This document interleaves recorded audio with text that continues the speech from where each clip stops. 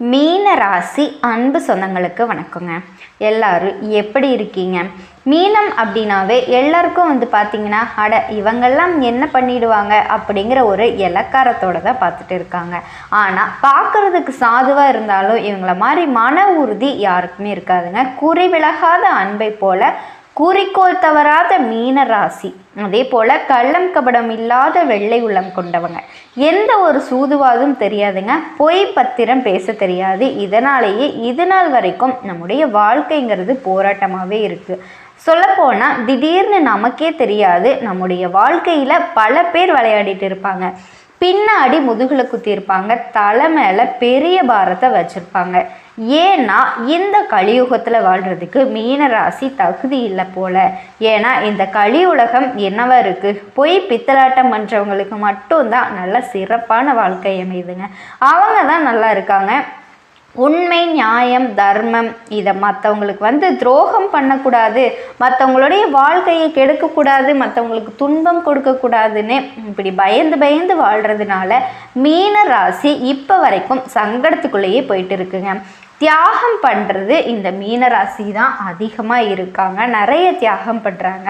இவங்க அழுகையும் இவங்களுடைய குமுறலும் மற்றவங்களுக்கு தெரியாத பார்த்துக்கிறதுனால இவங்க என்ன நினைக்கிறாங்கன்னா, ஓகே நம்ம மற்றவங்களுக்கு முன்னாடி கொஞ்சம் அப்படி இருக்கோம் அப்படின்னு நினைக்கிறீங்க. அதாவது நல்லா இருக்கிற மாதிரி காட்டிக்கிறோம்னு நினைக்கிறீங்க.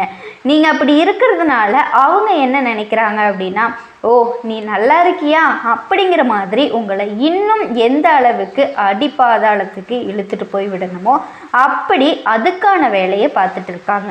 நீங்கள் ஒரு நாள் சிரிச்சிட்டா போதும், அதுக்கு பல நாள் வேலையை பார்த்தா அந்த சிரிப்பு எப்படியாவது அடக்கிடணும், நிரந்தரமாக உங்கள் கண்ணில் கண்ணீர் மட்டுமே வரணும்னு எதிர்பார்த்துட்டு இருக்காங்க. அது இல்லை, அதுக்கெல்லாம் இடம் கொடுக்க மாட்டோம், யார் என்ன வேணால் பண்ணட்டும், ஏன் தெய்வமே இறங்கி நமக்கு சோதனைகளை கொடுத்தாலும் அதை தாண்டி போகிறதுக்கு மன உறுதி போராடிட்டே இருப்பேன். இது எல்லாத்துக்கும் மேலே சமுதாயத்தில் தனக்குன்னு ஒரு முத்திரையை பதிக்கக்கூடியவங்க தான் இந்த மீனராசிக்காரங்க. யார் என்ன வேணால் பண்ணட்டும், சூழ்நிலை எந்த அளவுக்கு நமக்கு மோசமாக இருந்தாலும் பரவாயில்ல, ஆனால் மீனத்துக்குன்னு ஒரு அடையாளம் இருக்குது.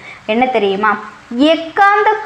எக்காரணத்தை கொண்டும் தன்னுடைய வழியிலிருந்து பாதை மாறாதவங்க, உண்மையாக இருப்பாங்க. உழைப்புக்கு பெயர் போடணும்னு அல்ல. இவங்க எதிரிகளாகவே இருந்தாலும் சரிங்க, அவங்க மனசாட்சிக்கு தெரியும் இவன் நேர்மையானவன், உண்மையானவன். என்னதான் வெளியில் பார்த்திங்கன்னா நம்மளை பற்றின தவறான அவதூறான விஷயங்களை பரப்பிக்கிட்டு நம்மளை கேவலமாக பேசிக்கிட்டு ஒதுக்கி வச்சு எப்படி பேசினாலும் சரி, அவங்களுடைய மனசாட்சிக்கு உனக்கு தெரியும் இல்லையா, அது தெரிஞ்சால் போதும் அப்படிங்கிற மாதிரி தான் மீனம் இப்போ வரைக்கும் வாழ்க்கையை ஓடிக்கிட்டு இருக்கும். யாருக்குமே அடிபணிய முடியாது. உண்மையாக நீ இருந்தனா உறவோட உண்மை இல்லைன்னா ஒதுங்கி போயிடு. இதுதான் மீனத்தோட ஒரே வார்த்தை. அது எல்லாத்துக்கும் மேலேங்க நம்பிக்கைங்கிறது இவங்களுக்கு எந்த அளவுக்கு தெரியுமா, பயங்கரமான நம்பிக்கை வச்சுருப்பாங்க. ஒரு விஷயத்தை பிடிச்சிட்டாங்க அப்படின்னா அது உடும்பு புடின்னு சொல்லுவாங்க இல்லையா, அந்த மாதிரி அது எவ்வளவு கஷ்டம் வீடுனா இருக்கட்டும், அந்த உடும்பு புடி தான் அவங்களுக்கு உன்னதமான உயர்வை கொடுக்கும். நம்பிக்கையோடு இருந்தோன்னா சரிங்க, அந்த மலையும் நம்ம காலுக்கு கிளைன்னு நினைப்பாங்க. அப்போ அது மேலே இருக்க நாங்கள் போய் நின்னா அது என் காலுக்கு கீழே தான். இதுதான் இவங்களோட எண்ணம். உயர்வான எண்ணங்களை கொண்டவங்க, உயர்வான இலக்குகளை ஃபிக்ஸ் பண்ணிட்டு அதை நோக்கி பயணம் பண்ணக்கூடியவங்க. இப்பேற்பட்ட உயர்ந்த குணநலம் கொண்ட மீன ராசிக்கு தலைப்பை பார்த்துருப்பீங்க. ஒரு உறவால் உங்கள் வாழ்க்கையே மாறப்போகுது. மீன ராசிக்காரங்களே எழுதி வச்சுக்கோங்க. இனி வரக்கூடிய நாட்கள்லேருந்து உங்களுக்கு நல்லது மட்டுமே நடக்க போகுது. யாருமா அந்த உறவு, ஆல்ரெடி இருக்கிற உறவே எங்களுக்கு வேறு லெவலில் செஞ்சு வச்சுருக்காங்க, அவங்க செஞ்சதுவே இன்னும் என்னால் மறக்க முடியல, மன்னிக்க முடியல அப்படின்னு சொல்லக்கூடிய இந்த நேரத்தில் பயப்படாதீங்க. இந்த உறவுங்கிறது கட்டாயம் உங்களுக்கு பாதுகாப்பு கொடுக்கும். கையை பிடிச்சிட்டு நான் இருக்கேன்னு உங்களுக்கு சொல்லும், அன்பு கொடுக்கும், ஆதரவு கொடுக்கும், அரவணைச்சு உங்களை தூக்கி பிடிக்கும். யாருன்னா நவ கிரகங்கள்லேயே மங்களகரமான சுப கிரகம்னு பேர் எடுத்த குரு பகவானினுடைய அமைப்பு தாங்க. அதாவது நவ கிரகங்கள்லேயே 8 கிரகங்கள் உங்களுக்கு பாதகமாக இருந்தாலும் இவர் ஒருத்தர் போதும் உங்களை பாதுகாக்க.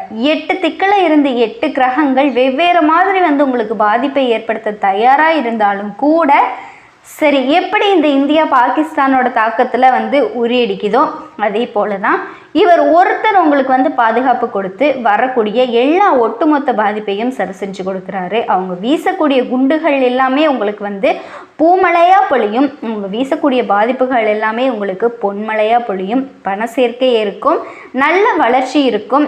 என்னெல்லாம் இது வரைக்கும் கஷ்டப்பட்டீங்களோ அது எல்லாமே நல்ல நல்ல வகையில் மாறப்போகுது. உங்கள் கண்ணீருக்கு எல்லாம் பதில் கொடுக்குறாரு குரு பகவான். ஸோ அவர் என்ன மாதிரியான பலன்களை உங்களுக்கு கொடுக்க போகிறாரு, பாதுகாப்பை கொடுக்க போகிறாரு, பணவரவை கொடுக்க போகிறாருன்னு தெளிவாக பார்த்துக்கலாங்க.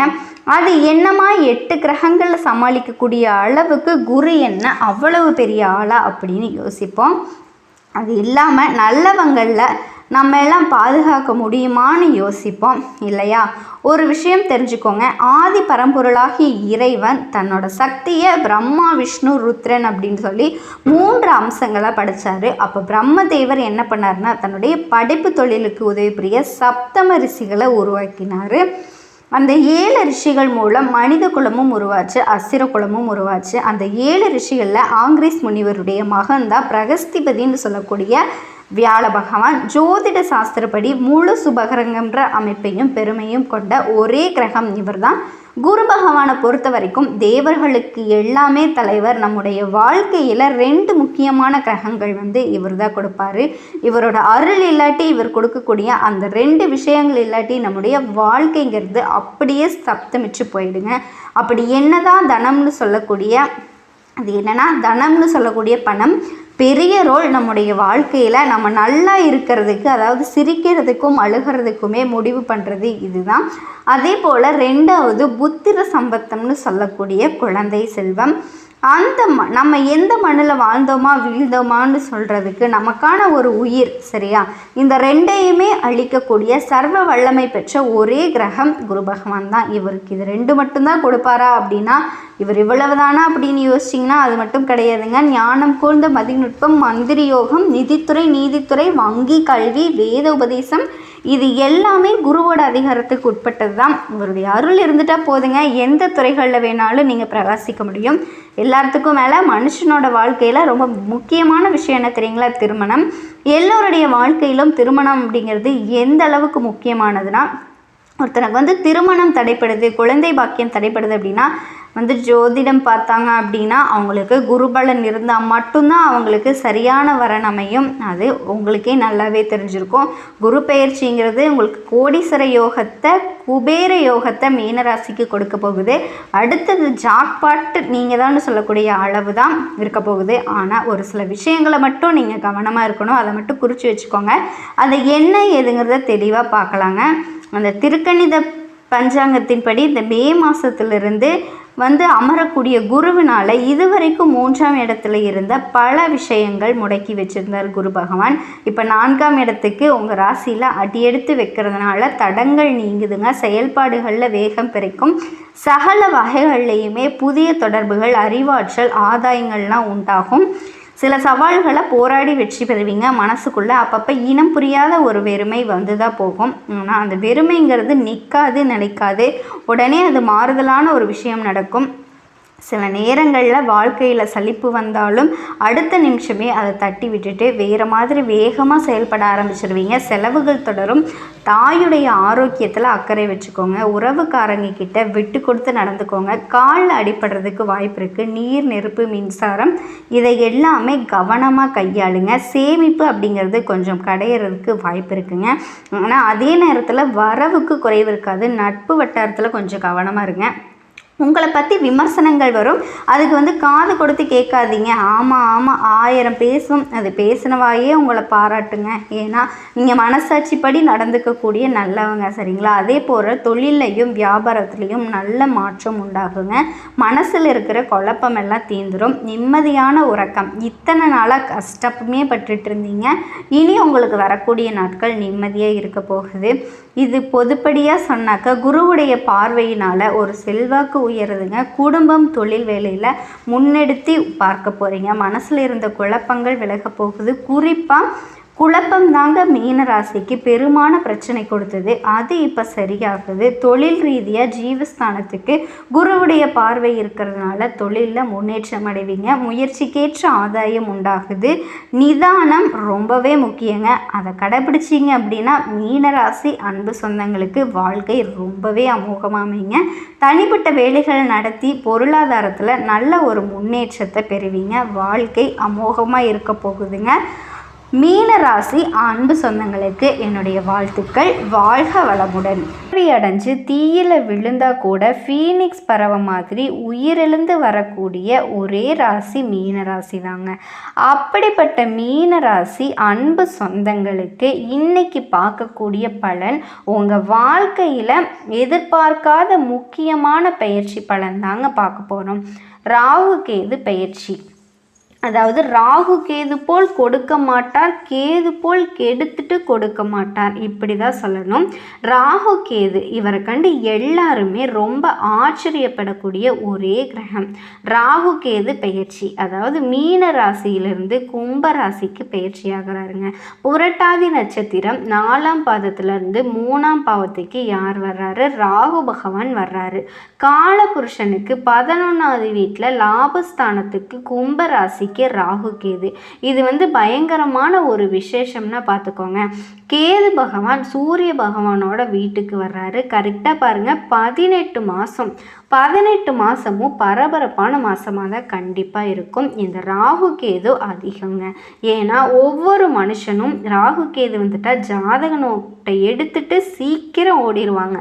ஏன்னா ஒரு மனுஷனை பெரிய லெவலுக்கு கொண்டு போகிறது ராகு. ஒரு மனுஷனை கெடுத்து ஒரு நல்ல ஒரு அனுபவத்தை கொடுத்து யோகத்தை கொடுக்கறது கேதுங்க. அப்போது ராகு கேது நமக்கு நிறைய முக்கியமான கிரகம். இந்த கிரகத்துக்கு உருவம் கிடையாதுங்க. இவர் எந்த வீட்டில் இருக்காரோ அது சொந்த வீடாக நினச்சி வேலை செய்வாங்க. அன்பார்ந்த மீன ராசி அன்பு சொந்தங்களே, பொதுவாக பாருங்கள், மீன ராசி மீன ராசிக்காரங்க எதுலேயுமே, அதாவது ஒரு விஷயத்தை பல வாட்டி யோசித்து சிந்திச்சு பேசக்கூடிய ஒரே ராசி எதுனா அது மீன ராசிக்காரங்க தாங்க. எந்த ஒரு விஷயத்துலேயும் எந்த ஒரு விஷயம் செய்யணும்னு முடிவு பண்ணிட்டாலோ அதை ஒரு தடவைக்கு பல தடவை யோசித்து செய்யக்கூடியவங்க நீங்கள் தான். சிந்திச்சு பேசக்கூடிய ஒரே ராசி எதுனா அது மீன ராசி தான். எதுலேயுமே தன்னம்பிக்கையே விடமாட்டாங்க மீன ராசிக்காரங்க. அறிவு ஆற்றல் பயங்கரமாக இருக்கும். மீன ராசியை பொறுத்த வரைக்கும் பல வாட்டி எல்லா விஷயத்தையும் யோசிச்சு சிந்திச்சு செயல்படக்கூடிய ஒரே ராசி. தன்னம்பிக்கையான ராசி, தைரியமான ராசி, ஆசைகள் அதிகமுள்ள ராசி. எப்படி ஆசைகள் அதிகமாக இருக்கும்? லைஃப்பில் இப்படி தான் இருக்கணும் போகணும்னு சொல்லி கரெக்டாக போகக்கூடிய ஒரே ராசி. அப்படிப்பட்ட மீன ராசி என்பவர்களுக்கு வரக்கூடிய ராகு கேது பெயர்ச்சி மே மாதம் 18ஆம் தேதிக்கு அப்புறமா என்ன ராஜயோகம் இருக்குது? ராஜயோகம் வாழ்க்கையில் இருக்குதா இல்லையா? என் வாழ்க்கையில் கஷ்டம் குறையுமா குறையாதா? இந்த கேள்வி தான் உங்கள் மனசுக்குள்ளே ஓடிக்கிட்டே இருக்குது இல்லையா? இந்த கேள்வி தான் மீன ராசிக்குள்ளே ஓடிக்கிட்டே இருக்கும். ஏமாற்றம். வாழ்க்கையில் எல்லாமே ஏமாற்றம். எத்தனை பேருக்கு? மீன ராசியில் பிறந்தவங்களுக்கு இனிமேல் ஏமாற்றமே இல்லைங்க. வாழ்க்கை வசந்த நேரம். உங்கள் வாழ்க்கையில் எது வந்தாலும் சரி, நீங்கள் தான் ராஜாவாக இருக்க போகிறீங்க. என்னால் முடியும், எந்த ஒரு காரியமே நீங்கள் யாருமே எனக்கு சொல்ல வேண்டாம், இனி எனக்கே அறிவு ஞானம் வந்துருச்சு, இனிமேல் எது வந்தாலும் எதிர்த்து ஜெயிக்கக்கூடிய நேரம் எனக்கு பிறந்துருச்சு அப்படிங்கிற மைண்ட் பவர் இருக்குது. இப்போ உங்களை பார்த்து ஒரு பழமொழி மட்டும் உங்களுக்கு சொல்கிறேன், கேட்டுக்கோங்க. கெட்டவர் கெட்டிடும் ராஜயோகம் தான். இது ராகு கேது பெயர்ச்சி. ஒரே வார்த்தை உங்களுக்கு புரிஞ்சிருக்கும்னு நினைக்கிறேன். ராகு பகவான் 12ஆம் பாவத்துக்கு பெயர்ச்சியாகி போறாரு. உங்க ராசியில ராகு இருந்து எல்லா விஷயத்திலையும் பிளாக் பண்ணாரு. எதையுமே நடக்க விடாம ஏமாற்றத்தை கொடுத்துக்கிட்டே இருந்தாரு. நாளைக்கு இன்னைக்குன்னு எல்லாமே நடக்கும். நாளைக்கு எல்லாமே வாழ்க்கையில் ரொம்ப ஒரு 18 மாதம் கஷ்டப்பட்டுட்டீங்க. இருந்துச்சா இல்லையா? மீனத்தை பொறுத்த வரைக்கும் கேட்டு பாருங்க, ஆமான்னு தான் சொல்லுவாங்க. அத்தனை கஷ்டம் ராகு பகவான் ஒரு மனுஷனை பெரிய அளவில் யோசிக்க வச்சு பெருசாக சாதிக்க வச்சு அப்படி இப்படின்னு கொண்டுட்டு போய் டக்குன்னு கீழே இறக்கி விட்டுட்டு போயிடுச்சு மீனராசி. இது நடந்துச்சா இல்லையா? எத்தனை பேர் மருத்துவ செலவு பண்ணியிருக்கீங்களா? பண்ணலையா? ஆமாங்கிற வார்த்தை தான் கண்டிப்பாக சொல்லுவாங்க. பொருளாதார வருமானத்தை எத்தனை பேர் கஷ்டத்தை பார்த்தீங்க? கண்டிப்பாக பார்த்துருப்பீங்க. கலைஞர் ஆமான்னு தான் சொல்லுவாங்க. விரய சனி இருந்துச்சு. சனி பகவான் யார் ஜாதகம் சரியில்லையோ அங்கே விரயத்தை பண்ணிட்டாரு. காசு பணத்தை இழக்க வச்சுட்டாரு, லாபத்தை இழக்க வச்சுட்டாரு. எல்லாமே செலவாக இருக்கும். திருமணம் பேசிக்கிட்டு கிட்ட கொண்டு போகிற மாப்பிள்ளை வர்றாங்க, பொண்ணை பார்க்குறாங்க, எல்லாமே பேசுகிறாங்க, ஓகே பண்ணுறாங்க. ஆனால் கிட்ட போகையில் எனக்கு பிடிக்கலன்னு சொல்லிட்டு போயிட்டாங்க. எத்தனை பேர் தடுமாறிட்டு இருக்கீங்க? ராகு கேது வந்தால் ராகு இருக்கால திருமண தடை எத்தனை பேர் இருந்துச்சு கேட்டு பாருங்க. ஆமான்னு தான் சொல்லுவாங்க. இது எல்லாமே இருந்துச்சுங்க. படிக்கக்கூடிய மாணவிகள் படிப்பில் தாமதம், ஒரு தடை, இந்த மாதிரி நிறைய தடைகளை சந்திச்சுட்டே இருந்திருப்பீங்க. நிறைய விஷயங்களில் தடை. நல்லா படித்த குழந்தை படிக்கல, வேலை உத்தியோகம் சரியாமையில் அப்படின்னு நல்லா வேலைக்காக ஓடிக்கிட்டே இருங்க. எனக்கு வேலையே கிடைக்க மாட்டேங்குதுங்க. 15 வருஷமாக ஒரு கம்பெனியில் வேலை பார்த்தேன், என்னை தூக்கிட்டாங்க.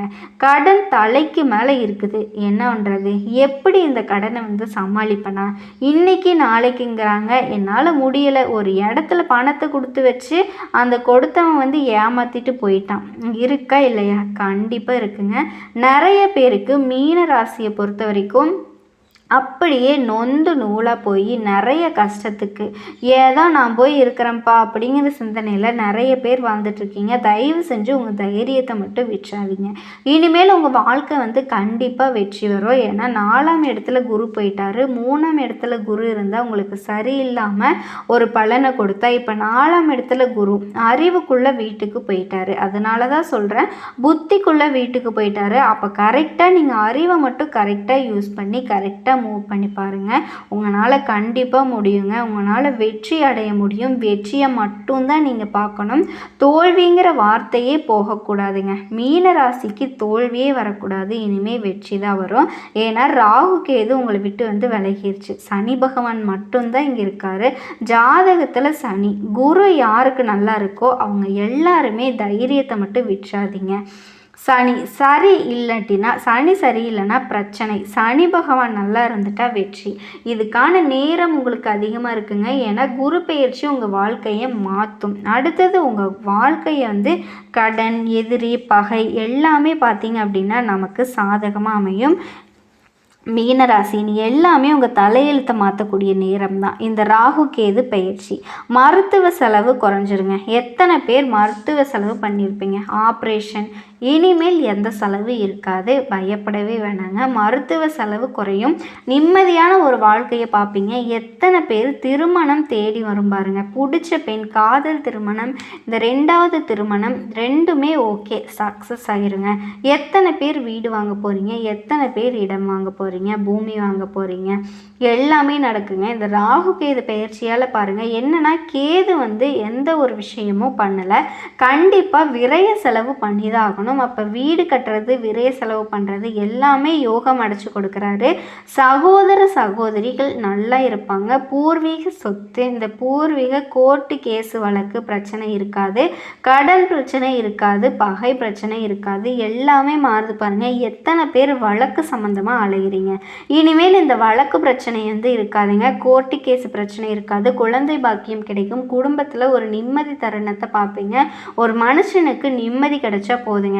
அந்த நிம்மதி இருக்கு. பார்த்து நல்ல ஒரு ஒழுக்கமான நல்ல பெயர் எடுப்பீங்க.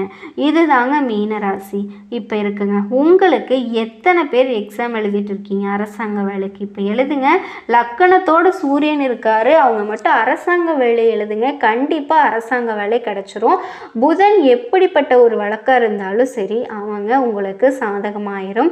அரசியல்வாதிக்கு நல்ல ஒரு மாற்றம் வரும் பாருங்க. மக்கள் கிட்ட இருந்து உங்களுக்கு பேராதரவுகள் கிடைக்கிறதுக்கான வாய்ப்புகள் நிறையவே இருக்குது.